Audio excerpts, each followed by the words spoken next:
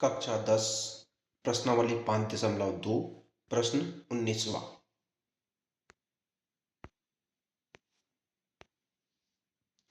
सुब्बा राव ने 1995 में 5,000 रुपये के मासिक वेतन पर कार्य करना आरंभ किया और प्रत्येक वर्ष में 200 रुपये की वेतन वृद्धि प्राप्त की।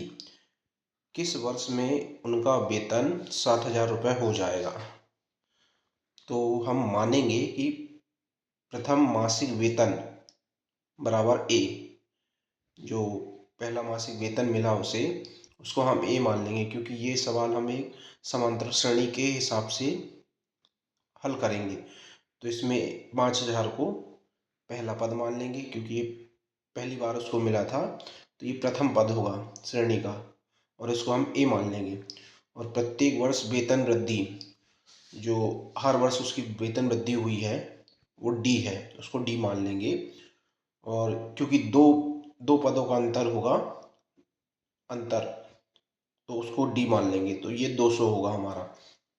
और अब हमें जो ज्ञात करना है कि कितने वर्षों बाद उसका वेतन 7,000 हो जाएगा, तो उसको एन मान लेंगे। एन वर्ष में उसका वेतन 7,000 हो जाएगा।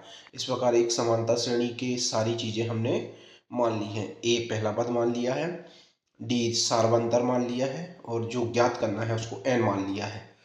तो प्रश्नानुसार हमें दिया गया है कि जो एनवा पद है वो है 7,000। एनवा पद का सूत्र होता है ए एन बराबर ए धन एन ऋण डी।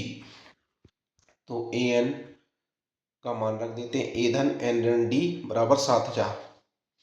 ए का मान हमारा 5,000 है, पहला पद है, एन ऋण 1, और डी का मान हमारा 200 है, सार्वंतर 200 है। 200 की वृद्धि हुई है, तो दो पदों में तो 200 का फर्क होगा, बराबर 7,000।